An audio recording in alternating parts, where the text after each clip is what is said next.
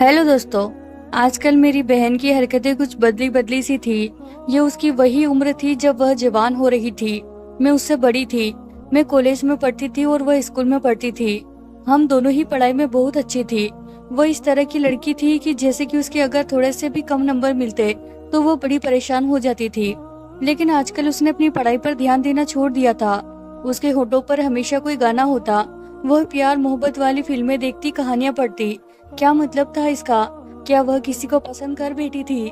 कभी शीशे के सामने खड़ी हो जाती और अपने कपड़ों को पीछे से पकड़कर टाइट कर लेती और कहती, देखो मैं कितनी सुंदर हूँ, बिना कोई डाइट किए, बिना एक्सरसाइज किए भी। कमाल की बॉडी है मेरी, कितनी खूबसूरत हूँ मैं। लेकिन जब मुझे पता चला कि मामला क्या है तो मैं हैरान रह गई, क्योंकि आजकल वह हम सबसे छुपती फिरती थी। सर्दियों का मौसम था। खुद को लंबे लंबे कपड़ों में छुपा कर रखती थी। मुझसे कहती थी कि अपने कपड़े मुझे दे दो। मेरा वजन थोड़ा ज्यादा था, इसीलिए मेरे कपड़ों में तो वह बिल्कुल ही चुप हो जाती थी। लेकिन अपने कपड़े छोड़कर मेरे कपड़े पहनती थी। मुझे उस पर शक हो गया और मैंने उसका पीछा किया। एक दिन यह देखकर हैरान रह गई कि उसका तो मेरा नाम अंजलि था और मेरी बहन का नाम रीना था। अपने माँ बाप की हम दो ही बेटियां थी और हम लोगों ने ही उनका नाम रोशन करने का जिम्मा उठा लिया था। क्योंकि जब मेरी माँ के यहाँ दूसरी बेटी यानी कि रीना पैदा हुई तो उसके बाद डॉक्टर ने उन्हें कह दिया कि अब वह दोबारा से कभी माँ नहीं बन सकती, वह बांझ हो गई है। मेरी दादी और सब रिश्तेदारों ने कहना शुरू कर दिया कि तुम्हारी तो दो ही बेटियां थी, अगर एक बेटा भी होता तो तुम इस औरत के साथ अपना गुजारा कर लेते। लेकिन अब तुम इसको छोड़ दो या फिर इसके होते हुए दूसरी शादी कर लो। मेरे बाप को यह मशवरे सुबह नाश्ते में भी मिलते, दोपहर के खाने में भी और रात के खाने में भी। और मेरे बाप जैसा इंसान मैंने नहीं देखा कि वह किसी की बात पर कान नहीं धरते थे। घर आकर यह भी नहीं कहते थे कि आज किसी ने मुझ पर बातें की है या मुझे नीचे दिखाया है या मुझे यह कहा है कि पत्नी को छोड़ दो। अपने माँ बाप की इन हरकतों की वजह से उन्होंने अपना घर अलग कर लिया था। उसके बाद तो जैसे पूरे खानदान ने उनको बाइकआउट ही कर दिया। धीरे धीरे हम लोग जवान होने लगे और वह लोग बूढ़े होकर इस दुनिया से जाने लगे। मेरी दादी भी दुनिया में ना रही। दादा तो पहले ही नहीं थे। लेकिन अफसोस की बात यह है कि जाते जाते भी उनके दिल में हमारे लिए न तो कोई जगह थी और नहीं उनके होठों पर हमारे लिए कोई दुआ थी। मेरी माँ को सब लोग खुशकिस्मत कहते थे। वह कहते थे कि तुम्हें तो तुम्हारे पति ने छोड़ देना था, हमारा कोई भाई नहीं था। लेकिन बाबा ने कभी ऐसी कोई बात नहीं की थी। वह कहते थे कि मेरी बेटियां ही मेरा गौरव है। कुछ लोग होते हैं इस दुनिया में जो अच्छे होते हैं, हर आदमी बुरा नहीं होता है। और हमारा बाप एक अच्छा आदमी था, एक अच्छा पति था और एक अच्छा पिता भी था। ऐसे में यह हमारा भी फर्ज था कि हम अच्छी बेटियां बने और कभी भी उनका सर झुकने नहीं दे, वरना लोग यही कहेंगे कि बेटियां तो हमेशा सर झुकाने का काम करती है। यह बात मुझे भी मेरी माँ ने अच्छी तरह समझाई थी और रीना को भी, और मैं भी उसको समझाती रहती थी क्योंकि मैं उसकी बड़ी बहन थी। यह बात तो थी कि वह मुझसे ज्यादा सुंदर और दुबली पतली होने की वजह से बहुत ही ज्यादा प्यारी लगती थी, इसीलिए उसको यह बात ज्यादा समझाई जाती थी। क्योंकि जो इंसान खूबसूरत होता है उसका दिमाग खराब होने में देर नहीं लगती। जब वह अपने आप को शीशे में देखती तो कहती है कि कितनी खूबसूरत हूँ मैं, और फिर उसका दिमाग खराब हो जाता है। इसीलिए तो कहते हैं कि सुंदरता और जरूरत से ज्यादा पैसा इंसान को बर्बाद कर देता है। पर अब जो मैंने रीना की हरकतें देखनी शुरू कर दी थी, मुझे ऐसा लगता था कि वह अपने बाबा का गौरव तोड़ेगी और हम सबका मुंह काला करवाएगी। स्कूल जा रही थी जब मैंने उसे रोक लिया। मैंने कहा कि जरा इधर आओ। वह आकर मेरे सामने खड़ी हो गई। मैंने उसे सिर से लेकर पांव तक देखा। मैंने कहा कि यह क्या हुलिया बनाकर जा रही है, पागल हो गई है क्या, दिमाग खराब है? तो कहने लगी कि क्या हुलिया है, कुछ भी तो नहीं किया। मैंने कहा कि मैं तुम्हारी बड़ी बहन हूँ, तुमसे पूरे 5 साल बड़ी हूँ। क्या मुझे नहीं पता कि तुमने क्या किया हुआ है? आंखों में काजल लगा रखा है, होठों पे हल्की सी लिपस्टिक, चेहरे पे शायद थोड़ी सी बेस भी लगाई है, लेकिन बहुत ही कम, और ब्लश भी लगाया है। और यह जो बालों के ऊपर टोकरा सी उठाई है, ये तुम्हारे चेहरे पे बड़ी सूट कर रही है, बहुत अच्छी लग रही है। लेकिन यह सब किस लिए यार? क्या तुम्हारे स्कूल में कोई पार्टी है? तो वह कहने लगी कि नहीं, कोई पार्टी नहीं है और मैंने ऐसा कुछ नहीं किया है, ऐसे ही आपको लग रही हूँ। वैसे ही मेरा मुंह थोड़ा सा लाल है। मैंने कहा कि मुझे यह पता है कि तुम्हारा मुंह कितना लाल है। मैंने उससे कहा कि जाओ मुंह धोकर आओ। जाहिर है उसने बड़ी मुश्किल से नो मेकअप लुक क्रिएट किया था। अपनी तरफ से यह साबित कर रही थी कि मैंने कोई मेकअप नहीं किया, जबकि उसने मेकअप की सारी चीजें थोड़ी थोड़ी इस्तेमाल की थी। अब उसको मुंह धोना पड़ रहा था। तो गुस्सा तो आ रहा होगा, लेकिन मेरे सामने इतना बोलती नहीं थी। मैंने उसे एक दफा कहा और वह चली गई। एक बात थी कि वह मेरी बात मान लेती थी, मेरे सामने कुछ बोलती नहीं थी। अभी भी मुझे दीदी ही कहती थी, अगर गुस्से में भी होती तो मेरा नाम नहीं लेती थी। लेकिन पता नहीं आजकल उसके दिल में क्या चल रहा था। मैंने इन बातों को ज्यादा नोटिस नहीं किया था। जब एक दिन हम सब लोग परेशान हो गए क्योंकि रीना घर नहीं आई थी, जबकि उसके घर आने का वक्त हो गया था। स्कूल यहाँ से ज्यादा दूर नहीं था। 2-4 लड़कियां इस गली में आती थी, वो भी उनके साथ ही आ जाती थी। मेरे बाबा बचपन से हमारी बहुत देखभाल करते थे, लेकिन अब हमने उनको कह दिया था कि जब 4-5 लड़कियां इस तरफ आती है और वो भी उनके साथ आ जाती है तो क्या दिक्कत है। मैं भी यही तरीका अपनाती थी। कुछ लड़कियां गली में आती थी तो हम सब लड़कियां एक साथ चलते हुए गलियों के अंदर से होते हुए अपने अपने घर में आ जाते थे। और इस रूटीन को भी 2 साल हो गए थे, क्योंकि अब बाबा से हमारी ड्यूटी नहीं दी जाती थी और वो बूढ़े हो रहे थे। रीना का अभी तक घर न आना बड़ी अजीब बात थी। मेरे बाबा घर पे नहीं थे, अगर होते तो सबसे ज्यादा वही परेशान होते थे। उस दिन 2 बजे तक घर आ जाना था, लेकिन अब 4 बजने वाले थे। कभी कभी ऐसा भी होता है कि रास्ते में कोई पानी पूरी की रेडी दिख जाती तो वहाँ पर रुके पानी पूरी खाना शुरू करती। लेकिन इस काम में भी कितनी देर लगती है। देर तो काफी हो गई थी। आज बाबा बिजी थे, उन्होंने कहा था कि वो रात को आएंगे, नहीं तो अभी तक सबसे ज्यादा वही परेशान होते और हम लोग भी कम परेशान नहीं थे। मेरी माँ ने मुझसे कहा कि जिन लड़कियों के साथ वो आती है जरा उनके घर जाकर पता करके आओ। एक लड़की तो सामने ही रहती थी। मैं उसके घर चली गई और वो मेरी बात सुनकर हैरान रह गई। वो कहने लगी, घर आते टाइम वो हमारे साथ नहीं थी। वो तो कह रही थी कि मैं थोड़ी देर में आऊंगी, तुम लोग मेरा इंतजार मत करना। इसीलिए हम उसको छोड़ के खुद ही वापस आ गए। मुझे लगा कि शायद आज उसे अंकल लेने आ रहे हो। मैंने कहा कि लेकिन मेरे बाबा तो आज शाम तक बिजी थे। ऐसी तो कोई बात नहीं। मैं दूसरी लड़की के घर गई, वो भी यही किस्सा सुना रही थी कि वो सुबह से कह रही थी कि तुम सबके साथ जाऊंगी, फिर जाने क्या हुआ। लेकिन एक बात है कि आज उसे सजा भी मिली थी। मैंने कहा कि कौन सी सजा, तो कहने लगी कि वो सर महेश है ना, उन्होंने उसकी छुट्टी बंद कर दी थी और वो काफी देर तक क्लास में ही थी। मैंने कहा कि क्या मतलब, मुझे पूरी बात बताओ, और ये सर महेश कौन है। उसकी दोस्त ने कहा कि सर हमारे मैथ की टीचर है, बहुत ही ज्यादा हैंडसम और खूबसूरत है। मैंने कहा कि तुमसे ये तो नहीं पूछा कि हैंडसम और खूबसूरत है, स्कूल में पढ़ने जाती हो या टीचर्स को देखने के लिए। उसने कहा कि ये बात रीना ही कहती है, शायद उसे मेरी बात बुरी लगी, इसीलिए उसने मेरी बहन पे इल्जाम लगा दिया। मैंने कहा कि क्या मतलब रीना भी कहती है। कहने लगी कि रीना ही उनके आगे पीछे फिरती रहती है। अगर स्कूल में कोई भी काम होता है जो सर महेश से रिलेटेड होता है तो वह कहते हैं कि मैं करूंगी मैं करूंगी। सर महेश को बुलाकर लाओ, सर महेश को पानी पिलाओ, सर महेश को कहोगे इस क्लास में शोर हो रहा है, या कोई भी काम होता है बात करने का कोई भी मौका को हाथ से नहीं जाने देती। यहाँ तक कि पहले तो उसे मैथ बिल्कुल अच्छा नहीं लगता था। वह मैथ के सवाल पहले से ही करके आती है, और जब सर महेश कहते हैं कि कौन आगे ब्लैक बोर्ड पर सवाल हल करेगा तो वह सबसे पहले उठती है। हम लोग हैरान होते हैं कि जो काम इससे हल नहीं करवाए जा सकते थे अब ये बहुत ही ज्यादा अच्छी हो गई है। लेकिन आज उसने बहुत बुरा टेस्ट दिया था, इसीलिए उन्होंने उसकी छुट्टी बंद कर दी। हम सब लोग तो बाहर निकल गए थे, वैसे भी उनका पीरियड आखिरी होता है। हमें लगा कि शायद उसके बाबा लेने के लिए आएंगे, तो फिर चाहे देर से निकले या जल्दी उसका तो पहले से इंतजाम होगा। लेकिन अगर हम उसके इंतजार में खड़े रहते तो हम सब लेट हो जाते और हमारे घर वाले परेशान हो जाते। इसीलिए हम लोग उसके बगैर ही वहाँ से निकल गए। जब आखिरी दफा देखा था तो वह क्लास में थी। मैंने कहा, और उसके बाद तुमने उसे देखा? कहने लगी कि नहीं, उसके बाद हमने उसे नहीं देखा। दूसरी लड़की कह रही थी कि उसने देखा है। बात बड़ी उलझ गई थी, मैं बड़ी परेशान हो गई। मैंने कहा कि ये सर जो भी है लगता है सब उसी का किया धरा है। कहीं कुछ बुरा तो नहीं हो गया, कहीं कोई कयामत तो नहीं आ गई, क्योंकि 2 घंटे तो बहुत ज्यादा होते हैं, 1 मिनट भी नहीं गुजरता। करते करते शाम हो गई। जब बाबा को पता चला तो उन पर कयामत आ गई। वो बड़े परेशान हो गए। जवान बेटी स्कूल से घर नहीं आई। जब हम लोग इधर उधर ढूंढ रहे थे, सब लोग लगे हुए थे।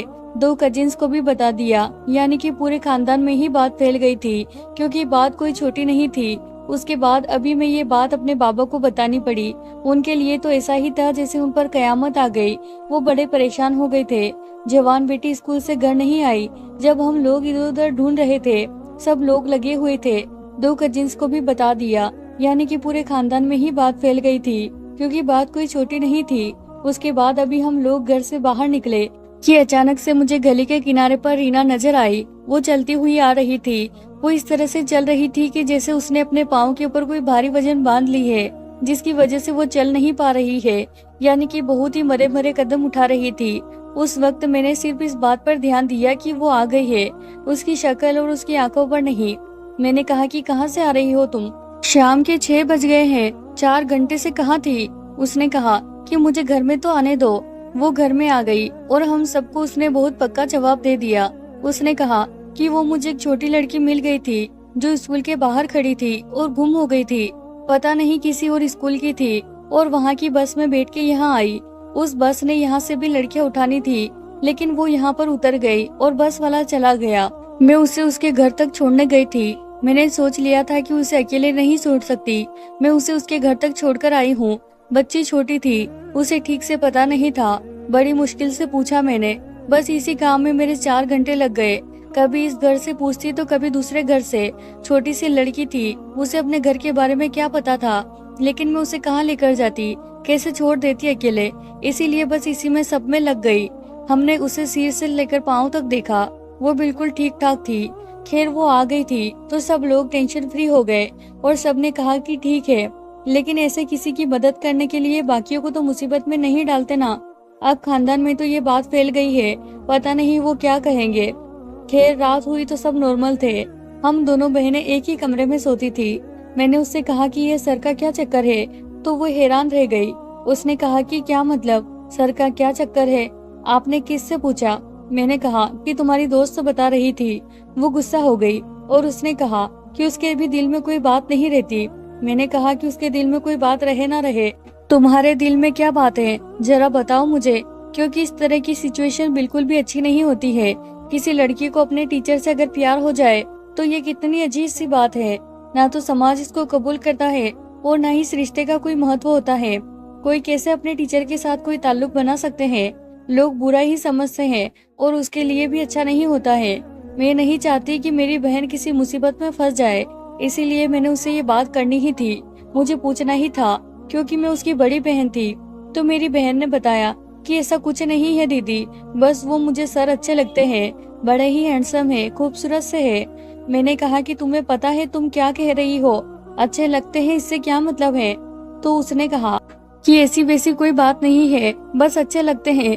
जैसे सलमान खान किसी को अच्छा लगता है, इसका मतलब ये तो नहीं है ना कि उसके साथ किसी को शादी करनी है या जिंदगी गुजारनी है। बस वो एक हीरो है इसीलिए अच्छा लगता है। मैंने कहा कि बस जो भी है, लेकिन इस तरह भी मत सोचा करो, ये सब भी ठीक नहीं होता है। उसने कहा कि हाँ मुझे पता है, वैसे भी वो तो सर है ना और हम तो स्टूडेंट हैं, और उनकी और मेरी उम्र में तो काफी फर्क भी होगा। मैंने कहा कि तेरा दिमाग लगता है किसी और तरफ जा रहा है, मुझे तो कुछ गड़बड़ लग रही है। देख कोई ऐसी वैसी बात दिल में ना पाल लेना जो सारी जिंदगी के लिए मुसीबत बन जाए। तुझे पता है ना हमारी जिंदगी का मकसद क्या है? हमें खानदान वालों को चुप करवाना है। किसी और तरफ जा रहा है, मुझे तो कुछ गड़बड़ लग रही है। देख कोई ऐसी वैसी बात दिल में ना पाल लेना जो सारी जिंदगी के लिए मुसीबत बन जाए। तुझे पता है ना हमारी जिंदगी का मकसद क्या है? हमने खानदान वालों को चुप करवाना है, अपने बाबा की बात माननी है, हमने उनका फक्र बनना है, पता है ना तुझे? वो कहने लगी कि हाँ मुझे पता है, बिल्कुल पता है। बस उस दिन के बाद रीना बिल्कुल बदल गई थी, उसकी हरकतें भी बदल गई थी। वो खोई खोई रहती थी, कुछ सोचती रहती थी, कुछ बताती नहीं थी। पहले तो अपने दिल की हर बात मुझसे किया करती थी क्योंकि मैं उसकी बड़ी बहन थी, लेकिन अब कुछ भी नहीं बताती थी। आजकल उसकी हरकतें बहुत अजीब हो गई थी। एक दिन मैं रात को सो रही थी जब मुझे उसके रोने की आवाज आई। मैं हैरान हुई कि रोने की आवाज कहाँ से आ रही है। मुझे लगा कि मैं कोई ख्वाब देख रही हूँ, लेकिन फिर मुझे पता चला कि ये तो रीना के रोने की आवाज है। मैंने फौरन से लाइट ऑन की।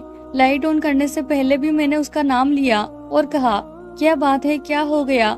जब मैंने लाइट ऑन की तो वो मेरी तरफ ऐसे देखी जैसे सो रही थी और मैंने उसे जगा दिया। कहने लगी दीदी लाइट क्यों ऑन की है? मैं सो रही थी। मैंने उसे कहा तुम सो नहीं रही थी, तुम रो रही थी, बताओ क्या बात है, कुछ हुआ है क्या? तो उसने कहा नहीं कुछ नहीं हुआ, आपको कोई सपना आया होगा। उसके चेहरे को देखकर भी ऐसा नहीं लग रहा था कि वो सो रही थी। मैं भी समझ गई कि हाँ शायद मैंने ख्वाब में कुछ देखा होगा, क्योंकि आधी रात का वक्त था। कमरे में सिर्फ लैंप की रोशनी थी।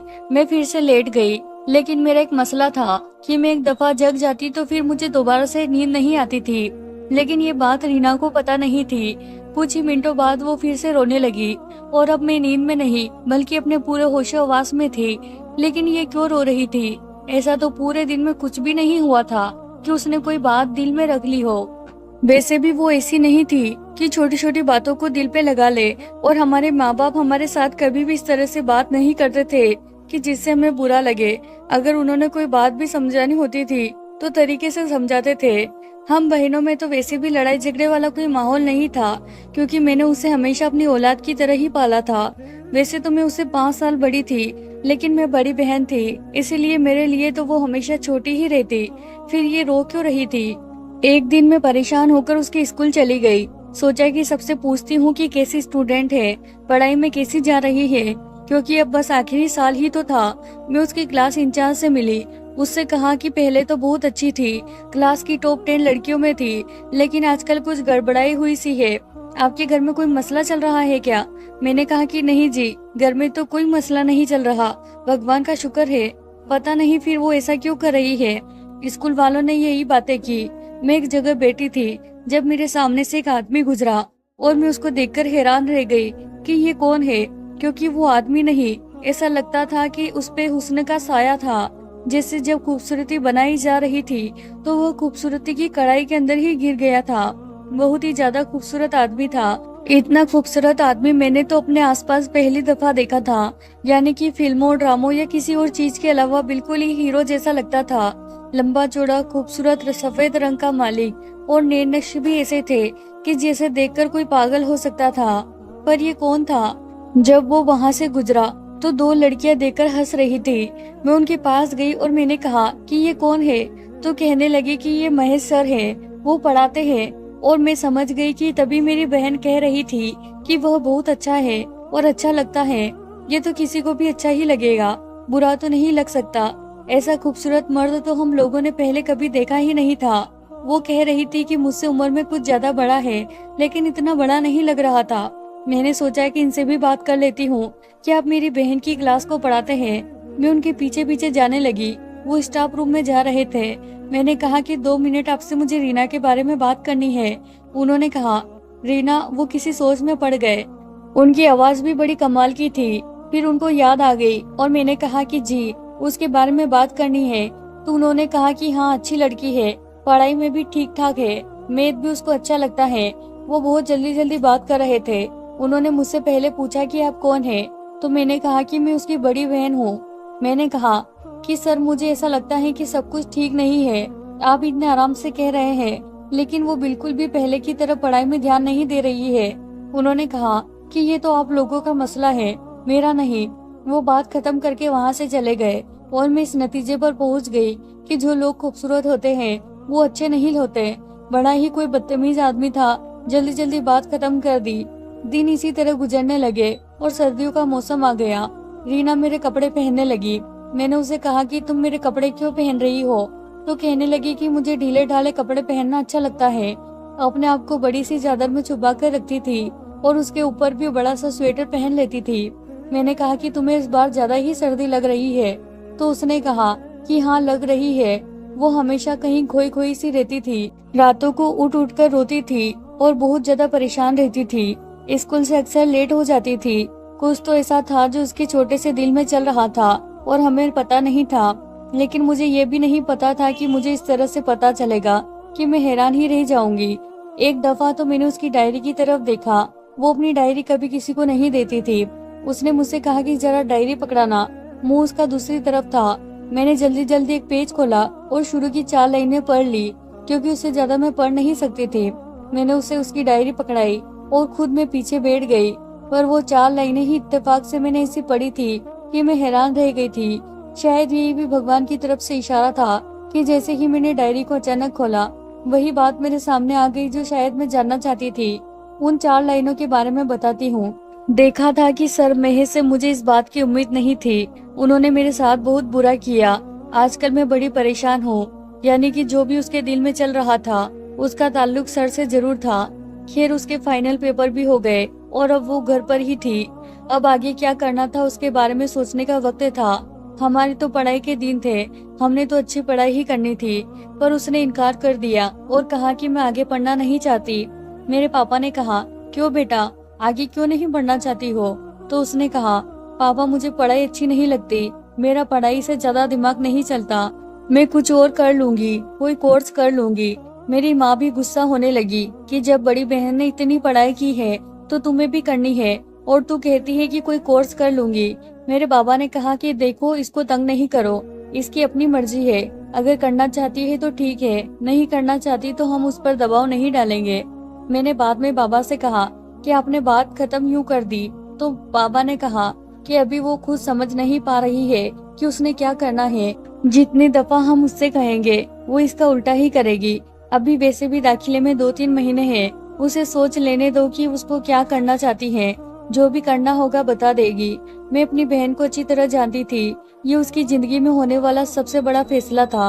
वह अचानक से पढ़ाई न करने का फैसला कैसे कर सकती थी? वह तो मुझसे भी ज्यादा शौक से पढ़ाई करती थी। कोई ना कोई बात जरूर थी। आप लोग खुद समझ सकते हैं कि एक लड़की अचानक से पढ़ाई छोड़ने का फैसला करती है तो यह कोई छोटी बात नहीं होती है, और वह भी ऐसी लड़की जिसको पता है कि हमें पढ़ लिख कर कुछ बनना है और अपने पापा की सहायता करनी है। जिस पापा ने सारे परिवार वालों से बातें सुनी है सिर्फ हमारे लिए। हमारी वजह से उसने हमारी माँ को नहीं छोड़ा, वरना वह अपनी जिंदगी बदल सकता था। कि हमारे पापा का इतना अधिकार नहीं बनता था कि हम उनके लिए पढ़ लिख कर कुछ बनकर दिखाए, ताकि परिवार वाले भी देखें कि इसकी बेटियां तो बड़ी काबिल निकली है और हमारे पापा का सर ऊंचा हो। मेरी पढ़ाई तो अच्छी जा रही थी, मैंने तो कुछ न कुछ कर ही लेना था, लेकिन ये जो रीना ने अचानक से यूटर्न मारा था ये मुझे समझ नहीं आ रहा था। हम लोग तब हैरान रह गए थे जब रीना के लिए एक रिश्ता आ गया। हमें समझ में नहीं आया कि इतनी जल्दी रिश्ता कहाँ से आ गया। मेरे लिए भी हाल ही में रिश्ते आ रहे थे, लेकिन मेरे घर वाले कह रहे थे कि अभी कॉलेज का 1 साल बाकी है और मेरी बेटी नौकरी भी करना चाहती है। लेकिन यहाँ पर रीना के लिए रिश्ता आ गया। जब पता चला कि रिश्ता किस घर से आया है तो मैं दंग रह गई। अभी रिश्ता घर नहीं आया था, बस बात हुई थी। किसी ने कान में डाल दिया था कि वे लोग रिश्ता लेकर आना चाहते हैं और मेरे माता पिता इसी बारे में बात कर रहे थे। रीना कमरे में सो रही थी, उसे पता भी नहीं था। वे यही बातें कर रहे थे कि लगता है वह हो गया है जो नहीं होना चाहिए था। बेटियां तो ऐसा ही करती है और हमने उन पर इतना भरोसा किया है। वे दोनों बड़े परेशान थे। मैं कमरे में गई, रीना बेखबर सो रही थी। मैंने उसके ऊपर से रजाई हटा दी और सामने का मंजर देखकर मैं हैरान रह गई। मेरे कदमों के नीचे से जमीन निकल गई। मैंने उसे जगाया और इससे पहले कि वह डर से जागे मैंने कहा कि मुझे सब कुछ पता चल गया है, मैंने सब देख लिया। तुम मुझे बताओ कि यह सब कैसे हुआ, बताओ मुझे, क्योंकि तुम्हारे लिए किसी और का नहीं सर महेश का रिश्ता आया है। यह सुनकर वह भी हैरान रह गई। उसने कहा कि उन्होंने मेरे लिए रिश्ता भेजा, लेकिन वो तो कह रहे थे कि वो मेरी मदद करेंगे। मैंने कहा कि वो तुम्हारी मदद क्यों करेंगे और यह सब कैसे हुआ? तुम्हें पता है यह कितनी बड़ी बात है, तुम माँ बनने वाली हो, तभी तुम खुला कपड़ा पहनती थी। यह सब कैसे हुआ, बताओ मुझे। उसने रोना शुरू कर दिया और फिर मुझे सारी बात बताई, जिसे सुनकर मैं हैरान रह गई। उसने कहा कि एक दिन मैंने बहुत बुरा टेस्ट दिया था, तो सर ने कहा कि आज तुम्हारी छुट्टी बंद है और तुम 15 मिनट के बाद बाहर जाओगी।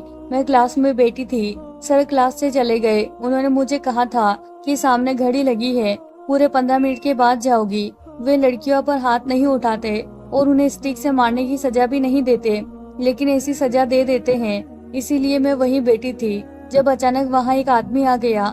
मैंने उसे पहले नहीं देखा था, लेकिन शायद वह स्कूल में ही काम करता था और उसने मेरे साथ बहुत बुरा किया। उसने मेरी इज्जत लूट ली। जब 20 मिनट बाद सर वहाँ आए तो उन्होंने मेरी मदद की, मुझे उठाया, मुझे अपने घर ले गए। मैं 2 घंटे उनके घर रही। उन्होंने मेरा बहुत ख्याल रखा। वो बहुत शर्मिंदा थे क्योंकि वो कहते थे कि यह सब कुछ मेरी वजह से हुआ है। अगर मैं तुम्हें सजा नहीं देता तो यह सब नहीं होता। उन्होंने मुझे समझाया कि तुम्हें यह बात किसी को नहीं बतानी चाहिए। मैं तुम्हारी मदद करूंगा। और मैं अपने आप को संभालते हुए काफी हद तक सेट होकर वापस घर आ गई और मैंने झूठ बोला कि एक लड़की की मदद कर रही थी, लेकिन मुझे नहीं पता था कि इसका परिणाम यह होगा। उन्हें भी इस बारे में सब कुछ पता है और सिर्फ उन्हीं को पता है। वो कह रहे थे कि वे मेरी मदद करेंगे, लेकिन क्या वे ऐसी मदद करना चाहते हैं कि मुझसे शादी करना चाहते हैं? मैं तो अपने सर पर हाथ रखकर बैठ गई। मैंने कहा कि वह बहुत अच्छा इंसान है, वो वास्तव में तुम्हारी मदद करना चाहता है और एक आदमी एक औरत की ऐसे ही मदद कर सकता है। वह तुम्हें अपना नाम देना चाहता है। जो कुछ भी हुआ उसके बाद भी मैं समझ रही थी कि वह सिर्फ देखने में ही सुंदर है, दिल से काला है, लेकिन वह दिल का हीरा इंसान है। लेकिन रीना कहने लगी कि हमारी उम्र में काफी फर्क है। मैंने कहा कि इतना फर्क नहीं है, 8-10 साल का फर्क कोई फर्क नहीं होता। मुझे लगता है कि इतना फर्क हमारे माता पिता भी सह सकते हैं, लेकिन यह बात बहुत अजीब है, कुछ तो करना होगा। खैर हमने सगाई की रस्म कर दी और लोगों से कहा कि दोनों बहनों की शादी एक साथ करेंगे। लेकिन फिर 2 महीने बाद यह बहाना कर दिया कि लड़के की माँ बीमार है और चाहती है कि जल्दी से रुखसती हो जाए और रीना को उसके घर भेज दिया। माता पिता को जब सब कुछ बताया तो वह वक्त बहुत मुश्किल था। वे भी परेशान हो गए, रोने लगे कि हमारे घर पर कितनी बड़ी मुसीबत आई। लेकिन उस आदमी को सलाम भी करने लगे जिसने इसको मुसीबत से बचाया। जिसने बुरा किया उसे भी पकड़वाया और पुलिस के हवाले किया। मेरी बहन की जिंदगी में एक बहुत बड़ा तूफान आया था, लेकिन उस तूफान के सामने एक असली मर्द खड़ा था जिसने उस तूफान को अपने हाथ में पकड़कर एक छोटी सी हवा बना दी और वह हवा एक पल में ही हवा हो गई। आज वह मेरी बहन का पति है और मेरी शादी भी हो चुकी है। उनकी शादी को 5 साल हो गए हैं। उनके घर में एक बेटी है। मैंने कभी नहीं देखा कि महेश ने कभी इस बेटी के बारे में कोई बात की हो। वो उसे वैसे ही चाहता है जैसे अपनी औलाद को। वे लोग साथ में बहुत खुश हैं। मेरी बहन मुझसे छोटी थी, लेकिन अब बहुत समझदार हो गई है।